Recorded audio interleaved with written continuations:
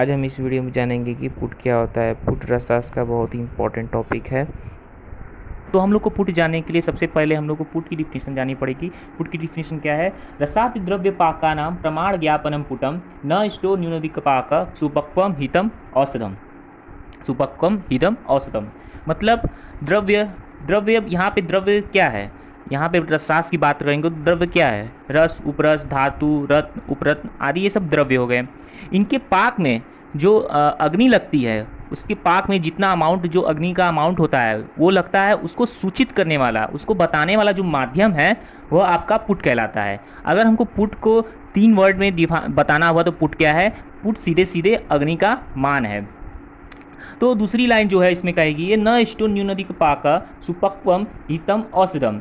न बहुत ज़्यादा पाक होना चाहिए, न बहुत कम पाक होना चाहिए, दोनों ही औषधि निर्माण के लिए खराब है।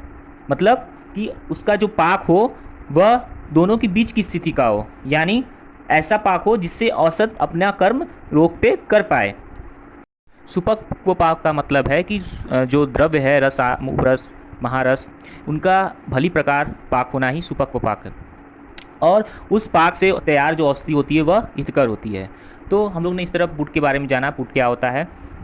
अब किसी द्रव्य का, यानी किसी रस, उपरस, महारस का भली प्रकार पाक हो, उसका अच्छी तरह पाक हो, इसके लिए हमें काल और उसकी मात्रा का ज्ञान होना आवश्यक है। तो वही लिखा है यहाँ पे, बहुत इंपॉर्टेंट लाइन है ये। द्रव्य के भली पाक के लिए अग्नि की निश्चित मान व काल का ज्ञान आवश्यक होता है। मान लीजिए हम दूध पका रहे हैं और एक दूसरे पात्र में हम लोग पानी पका रहे हैं।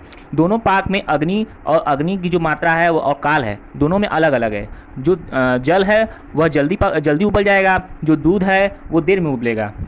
तो इस तरह सिंपल एग्जांपल से हम लोग समझा कि जो द्रव्य है उसके भली प्रकार पाक के लिए हम लोग को अग्नि का मान और जो काल है उसका ज्ञान हम लोग को होना चाहिए।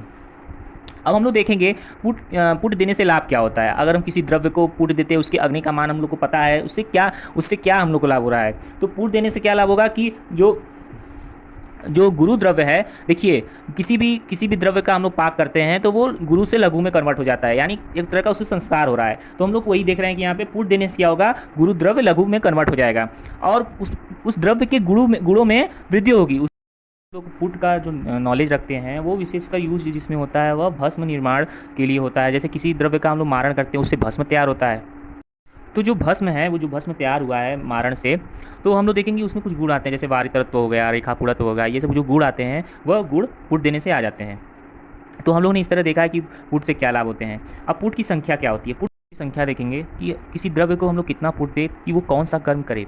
जैसे हम लोग उस द्रव्य को किसी रस, उपरस, महारस, किसी धातु आदि को जो पुट दे रहे हैं, अगर उसे 10 से 100 पुट देते हैं तो उसके अंदर रोग को खत्म करने के गुण आ जाएंगे सामान्य नियम के अनुसार। अगर हम लोग उसको 10 से 500 पुट देते हैं तो उस द्रव्य के अंदर बाजीकरण गुण आ जाएंगे। और उसको हम लोग 100 से 1000 पुट दे देते हैं तो उसके अंदर रसायन कर्म करने वाले गुण आ जाएंगे। तो इस तरह हम लोग देखा कि पुट की संख्या देने पर, कितने पुट की संख्या देने पर द्रव्य के अंदर कौन कौन से गुण आ जाते हैं। अब हम लोग देखेंगे पुट के प्रकार। अब ईंधन और उपकरण के आधार पर पुट कितने तरह के होते हैं, तो हम लोग देखेंगे 3 प्रकार के होते हैं। लावा पुट या इसको गोमय पुट भी कहा जाता है, भांड पुट या इसको कुंभ पुट कहा जाता है, बालुका पुट, तीसरा बालुका पुट। तो जो लावा पुट होता है, जिसको हम लोग गोमय पुट भी कह सकते हैं, तो ये क्या होता है कि गोमय का अर्थ है गोबर, सूखा हुआ गोबर। जब हम किसी सूखे हुए गोबर से किसी द्रव्य को अग्नि प्रदान करते हैं, ठीक है, तो उसी को हम लोग कह देते हैं गोमय पुट या लावक पुट। तो ये इसका प्रयोग हम लोग पारद भस्म बनाने में करते हैं। दूसरा है भांड पुट या इसको कहते हैं कुंभ पुट। कोई भांड लेंगे, उसमें तूस भर देंगे। तूस अर्थात अनाज के सूखे हुए जो छिलका रहता है, सूखा हुआ जो छिलका रहता है, भूसी, उसको भूसी बोल सकते हैं, उसको भर देंगे। अब इस भूसी युक्त जो भांड है उसके बीच में हम लोग द्रव युक्त मूसा रख देंगे। अब इस जो भूसी या तूस को हम लोग डाले हैं उसको हम जला देंगे। उससे जो अग्नि प्राप्त होगी उस द्रव्य को, उससे उसका पाक हो जाएगा। तो इसी को हम लोग कहेंगे भांड पुट। बालुका पुट में क्या करेंगे, एक बड़ा सा बर्तन लेंगे, ठीक है, उसमें क्या करेंगे कि हम लोग पहले नीचे तप्त, यानी पहले से ही बहुत गर्म बालू रखेंगे, फिर उसके ऊपर एक द्रवयुक्त मूसा रखेंगे। जिस द्रव्य को पकाना है उसको मूसा में रख कर उस बालू के ऊपर रख देंगे, फिर उसको चारों तरफ से बालू से ढक देंगे। इस तरह जो पाक होगा यही है आपका बालुका पुट। इससे हम लोग हड़ताल भस्म तैयार कर लेंगे। ऊपर भांड पुट से भी हम लोग हड़ताल भस्म तैयार कर सकते हैं। तो इस तरह हम लोग देखा कि ईंधन और उपकरण के आधार पर पुट कितने तरह के होते हैं। अब हम लोग देखेंगे कि स्रोतों के आधार पर पुट कितने तरह के होते हैं। स्रोत तथा जो सोर्स है, अग्नि का जो सोर्स है, उसके आधार पे पुट कितने तरह के होते हैं।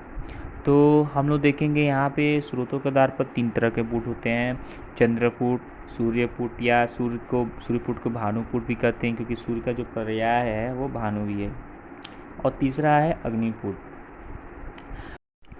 तो चंद्रपुट जो होता है उसमें जो चंद्रमा की रोशनी होती है, मूनलाइट, वह लाइट एनर्जी हीट एनर्जी में चेंज होती है। तो जो हीट या उसको जो ताप होता है, उस ताप से जो द्रव्य का पाक होता है, उस पाक को हम लोग कह सकते हैं कि वो जो उष्मा हो रही है वो चंद्रपुट है। और दूसरा जो है सूर्यपुट। सूर्यपुट में क्या होता है, सूर्यपुट में सेम कंसेप्ट है कि लाइट एनर्जी हीट एनर्जी में चेंज हो रही है, उस ताप से उस द्रव्य का पाक होता है, यही सूर्यपुट है। दोनों ही जो पुट हैं वह प्राकृतिक स्रोत हैं, किसके, ताप के प्राकृतिक स्रोत हैं। और तीसरा हम लोग देखेंगे अग्निपुट। ये बहुत इंपॉर्टेंट है, ये एग्जाम में बार बार पूछा जाता है, अग्निपुट क्या होता है, अग्निपुट के प्रकार कितने होते हैं, किसमें प्रयोग होता है। तो ये अग्निपुट 6 प्रकार का होता है। पहला है महापुट, गजपुट, कुक्कुटपुट, वराहपुट, कपोतपुट, बुधरपुट। अब बारी बारी से एक एक करके हम लोग देखेंगे। तो सबसे पहले महापुट का हम लोग लंबाई चौड़ाई गहराई देखते हैं। 2 हाथ इसकी लंबाई चौड़ाई गहराई होती है। इसमें जो अग्नि होता है वह एक उपलों की संख्या से मान करते हैं। इसका हम लोग जो अग्नि है उसको हम लोग कैसे मेजर करते हैं, उपलों की कितनी संख्या लग रही है इसमें। तो उस उपले कितने लग रहे हैं इसमें, 1500 उपले लग रहे हैं। 1000 नीचे रखना है, 500 ऊपर रखना है। यहाँ पे ये अरेंजमेंट बहुत इंपॉर्टेंट है, अरेंजमेंट देखना पड़ता है हम लोग को, बार बार देखना पड़ता है अरेंजमेंट कितना है, कैसे है। तो इसका प्रयोग हम या इसका उदाहरण हम लोग देखेंगे। तो वज्र ताम्र के भस्म बनाने में इसका प्रयोग होता है। अब हम लोग गजपुट की बात करेंगे। गजपुट क्या होता है, तो गजपुट का जो डायमेंशन होता है वह 1.25 हाथ लंबा चौड़ा गहरा होता है। इसमें जो उपलों की संख्या लगती है वो 1000 करीबन 1000 लगता है, जिसमें कि 750 उपला नीचे और जो बचा हुआ 250 उपला है वह ऊपर। ठीक, तो इसमें हम लोग देखा कि कितने उपले लगते हैं। अब इसमें देखेंगे एग्जाम्पल क्या हो सकता है। इसका प्रयोग हम लोग प्रवाल या सुक्ति भस्म बनाने में कर सकते हैं। हम लोग यहाँ पे 2-2 एग्जाम्पल लेके चलेंगे जिससे हम लोग को याद करने में आसानी हो। अब हम लोग आगे कुक्कुटपुट देखेंगे। कुक्कुटपुट में क्या डायमेंशन होता है। इसका डायमेंशन जो होता है 46 सेंटीमीटर लेंथ ब्रेड्थ मतलब कि लंबाई चौड़ाई गहराई।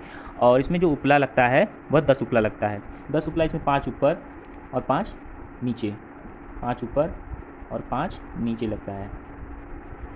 तो अब हम लोग इसका एग्जांपल देखेंगे। इसका एग्जांपल हम लोग लोहा और सोना जो इसका भस्म बनाने में इसका प्रयोग होता है, इस कुक्कुट का। अब हम लोग आगे वराहपुट देखेंगे। इसका डायमेंशन जो होता है वो 42 सेंटीमीटर होता है। 42 सेंटीमीटर इसका लंबाई चौड़ाई गहराई। इसमें जो उपलों की संख्या लगती है वह लगती है 150 उपला। और इसमें जो अरेंजमेंट होता है कुछ इस तरह होता है कि जो 100 उपले होते हैं वह नीचे लगते हैं और जो बचे हुए 50 उपले हैं वो ऊपर लगते हैं। इसमें ये ध्यान देने वाली बात है। अब ये है कि वराहपुट का इसका एग्जाम्पल क्या होगा, इसका प्रयोग किसमें होता है। इसका प्रयोग अभ्रक व्यक्रांत भस्म बनाने में इसका प्रयोग होता है। आगे देखेंगे कपोतपुट। कपोतपुट में जो गड्ढा होगा वो छोटा गड्ढा होगा। यहाँ पे जो इसमें डायमेंशन में उतना बुक में मेंशन नहीं किया गया है, पर बस इतना बोला गया है कि ये छोटा गड्ढा होता है और जिसमें 8 उपले आ सकें। ठीक है, और इसका प्रयोग हम लोग करते हैं शिला जतु हरताल भस्म बनाने में। अब अगला है बुधरपुट। बुधरपुट भी जो उसका गड्ढा होता है वह कपोतपुट से भी छोटा गड्ढा होता है और वो उसमें चारों तरफ बालू भरा होता है, बालू बिछा होता है चारों तरफ से, परंतु इसमें उपलों की संख्या नहीं बताएगी, नहीं मेंशन किया गया। इसका जो प्रयोग होता है वह मृदु द्रव्य के पाक के लिए किया जाता है। तो इसमें एग्जाम्पल हम लोग सेट बैठता है कि पारद के पाक के लिए इसका प्रयोग होता है। जो हम लोग कुक्कुटपुट का जो डायमेंशन देख रहे हैं 46 सेंटीमीटर और वराहपुट का जो डायमेंशन देख रहे हैं 42 सेंटीमीटर। शास्त्रों में इसका जैसे बताया गया कि कुक्कुटपुट जो होता है वह आपका 2 बित्ते बराबर होता है और जो ये आपका वराहपुट होता है 1 अरत्नी बराबर। 1 अरत्नी में कितना होता है, 22 अंगुल होता है। तो इस तरह हम लोगों ने देखा कि स्रोतों के आधार पर पुट कितने प्रकार के होते हैं और फिर उसमें हम लोग देखा कि अग्निपुट कितने प्रकार का होता है। यह बहुत इंपॉर्टेंट था, इसको जानना चाहिए हम लोग को। तो इस तरह हम लोग का पुट खत्म हुआ। बहुत इंपॉर्टेंट टॉपिक है रसशास्त्र का, इसके जाने बिना हम लोग मारण जो द्रव्यों का मारण है वो भली प्रकार नहीं कर पाएंगे, जिससे औसत का निर्माण नहीं हो पाएगा।